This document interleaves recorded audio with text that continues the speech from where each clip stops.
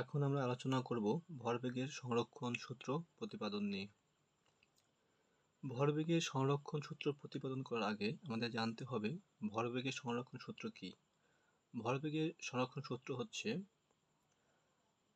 দুটো বস্তু ধাক্কা দেবে একটা বস্তু অপর বস্তুকে। তো ধাক্কা দেওয়ার আগে তাদের যে ভরবেগ থাকবে, ধাক্কা দেওয়ার পরে তাদের ভরবেগ কী হবে? একই হবে। সেটাকে আমরা প্রমাণ করতে হবে। ধরে নিচ্ছি এটা একটা গাড়ি, এটা একটা গাড়ি, এটা কালো গাড়ি, এটা লাল গাড়ি।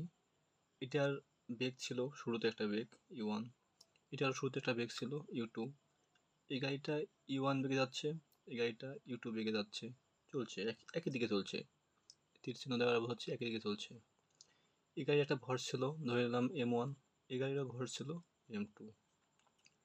যদি u1 মানে এই যে গাড়িটা, এই গাড়ির বেগটা বেশি হয়, তাহলে একটা সময় এই গাড়িটাকে ধাক্কা দেবে।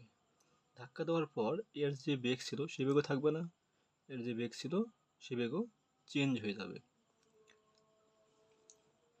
এখন আমাদের দেখতে হবে নিউটনের তৃতীয় সূত্র থেকে আমরা জানি প্রত্যেক ক্রিয়ারই সমান ও বিপরীত প্রতিক্রিয়া আছে।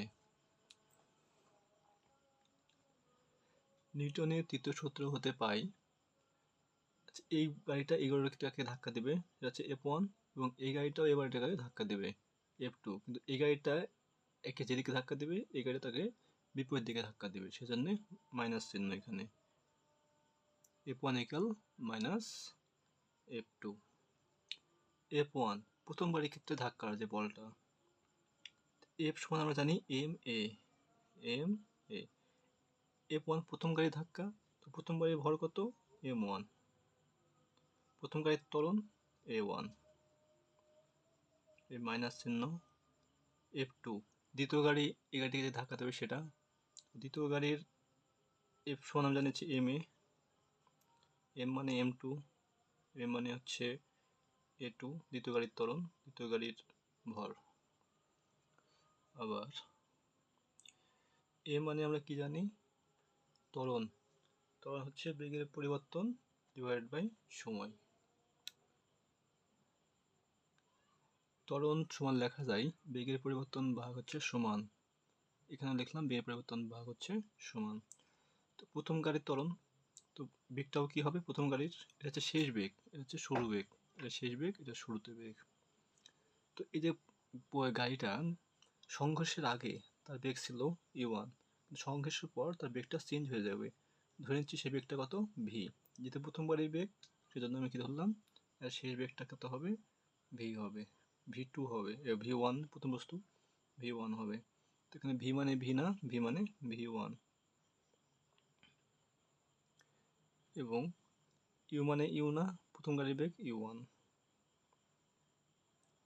একইভাবে দ্বিতীয় গাড়ির ত্বরণ, এই গাড়িটারও কি থাকবে? আগে একটা বেগ ছিল u, শুরুর বেগ, এবং ধাক্কার পরে তার নতুন একটা বেগ হবে, হচ্ছে v।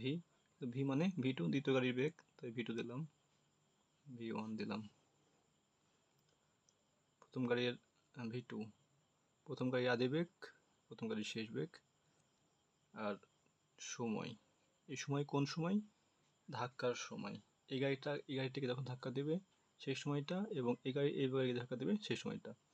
ধরে নিচ্ছি এই গাড়িটিকে ধাক্কা দেওয়ার সময় t1, এবং এই গাড়িটাকে ধাক্কা দেওয়ার সময় t2। সংঘর্ষের আগে এই গাড়ির বেগ u1, সংঘর্ষের আগে এই গাড়ির বেগ হচ্ছে u2। সংঘর্ষের পর এখানে সংঘর্ষ হলো, এই গাড়িটা এখানে এই চিত্র দ্বারা বোঝাচ্ছি, এটাকে ধাক্কা দিচ্ছে, এটাকে ধাক্কা দিচ্ছে। এর বেগ বেশি সেজন্য সে ধাক্কা দিতে পারছে, এর বেগ কম হলে ধাক্কা দিত না। আচ্ছা, এর বেগ বেশি হওয়ার জন্য ধাক্কা দিল। ধাক্কা দেওয়ার পর এই গাড়িটা একটা নতুন বেগ পাবে, এই গাড়িটা নতুন বেগ পাবে, এবং এই গাড়িটা একটা নতুন বেগ পাবে। এই বেগটাকে আমি এটা প্রথম গাড়ির জন্য v1, দ্বিতীয় গাড়ির জন্য v2 দ্বারা প্রকাশ করলাম। তো তখন বেগের পরিবর্তন বাই সময়, শেষ বেগ আদি বেগ, প্রথম গাড়ির জন্য 1 দ্বিতীয় গাড়ির জন্য 2 এখন এই যে সময় t1 t2 কোন সময়? সংঘর্ষের সময়। এখন এই গাড়িটাকে যতক্ষণ ধাক্কা দেবে তত সময়ই এই গাড়িটাকে ধাক্কা দেবে, যার জন্য কি হবে? t1 t2 সমান হবে। প্রথম ও দ্বিতীয় বস্তুর সংঘর্ষের সময়কাল একই, অর্থাৎ T1 = T2। যেহেতু T1 আর T2 সমান দুটো, আচ্ছা লিখি আগে।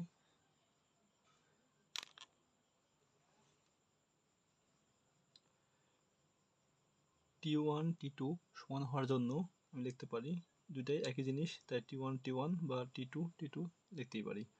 তো যেহেতু সমান চিহ্নে দুই পাশে সেম জিনিস আছে, তাহলে সেম জিনিস আমরা কি করতে পারি, বাদ দিতে পারি। এখানে T1 T1 বাদ, এখানে থাকে M1 U1, এই পার্টটা আর কি, M1 into V1 minus U1, এদিকে মাইনাস দিয়ে M2 V2 মাইনাস U1। এবার গুণ করে দেব M1 V1 minus M1 U1 সমান মাইনাস, প্লাসে মাইনাসে মাইনাস M2 V2 মাইনাসে মাইনাসে প্লাস M2 U2।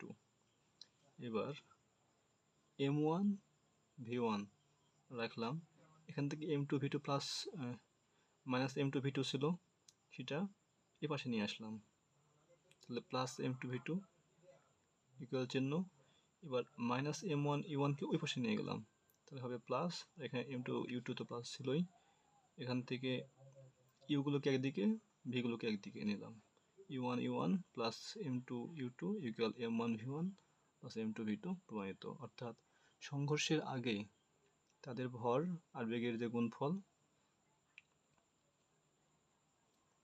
তারপরে সংঘর্ষ হলে তাদের ভর ও বেগের গুণফল সবসময় সমান থাকবে।